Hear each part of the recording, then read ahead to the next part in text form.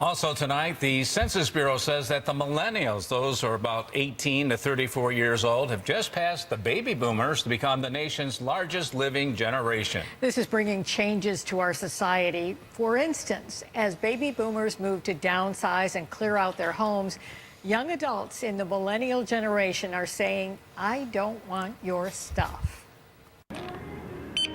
This consignment shop in Clarence is a temporary stop for items that once brightened local homes. Most women, on a daily basis, I hear this, that their kids don't want the stuff. This is some of the stuff that didn't get passed down, in part because of a generational shift in the way we live. In general, baby boomers wanted to collect lots of stuff. Their children, the millennials, do not. I get a lot of things that parents are disappointed that the kids didn't want, but here it is. I just don't have the room for it. Leah Riccio says it's a common topic among her peers. Their parents are downsizing and want to unload closets and cupboards full of china, crystal, collectibles, and more.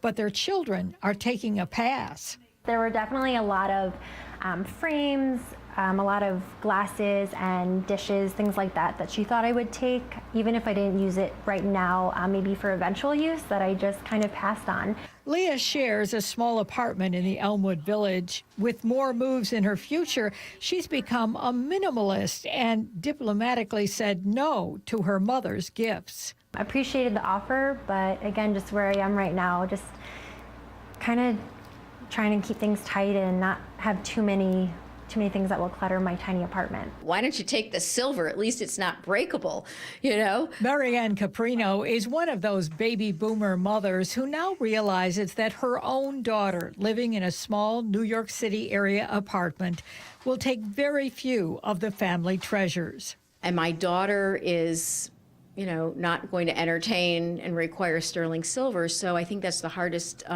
piece to get rid of because my mother really wanted me to have it. Marianne is now clearing the Buffalo home where her late mother lived for 70 years. It's a big and emotional task, so she has hired Jamie Shaner, an expert in downsizing and decluttering, to help sort through the memories. I couldn't take it apart piece by piece. I couldn't think it through on my own at all. I needed someone to sort of come in and just, okay, analyze it. This is how we will approach it. And give you permission to throw some things away. Absolutely, absolutely. Half the garages I go in have attics over the garage in addition to an attic in the house. They're filled with things. Jamie has seen a lot of stuff in Buffalo's big old homes, and more is finding the younger crowd travels light. They're not going for the place setting of 12 with all the 4 different sizes of stemware to go with it. You know, you can pour wine in any shape of a glass and call it dinner. So Jamie has shuttled a lot of unwanted family stemware and much more to shops like this one, where families hope to at least cash in on their treasures. But that can also be disappointing. There's just a lot of stuff that isn't worth what people paid for it. And I try to let people know, I'm honest, to say, not going to be able to get what you paid for this. I want to make sure you understand that. And perhaps adding insult to injury, many millennials don't want the family china, and many shops don't want it either.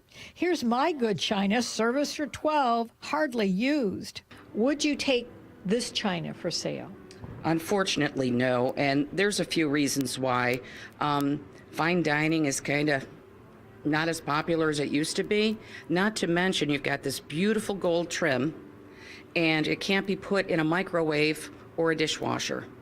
And so people don't want to buy it. It loses its appeal as a result, yes. Organizer Jamie Shaner says all of our stuff will eventually find a home, just not the home we had envisioned. So as millennials create their own efficient and sensible living spaces, boomers must make sense of parting with the things that they spent a lifetime acquiring. There are people that are out there still buying stuff. It's just they're a little pickier because there's so much stuff to pick from. But my greatest hope is that everything is just used and appreciated by somebody. And one reason millennials don't need a lot of things is that, listen to this, I think this is interesting. They've grown up in the digital age with all those things available anytime for any amount of money on the internet. So their collections and their memories are often stored on their computers. You know, Alina was asking me where I would send her to get a dining room table, and I said, go to these estate sales. People are giving them away. True. You hear it all the time that people are trying to give away the family Right. dining room table and chairs. Furniture, especially difficult to hand down, in part because millennials don't have a lot of room. They move a lot, and of course, they're not having those big family dinners yet. Christmas Eve, Christmas, Thanksgiving. Yeah, that's when Those you are need the days, it. right? All right. Right. Well, let's check in with Todd Santos now. He's in the News 4 Gardens tonight.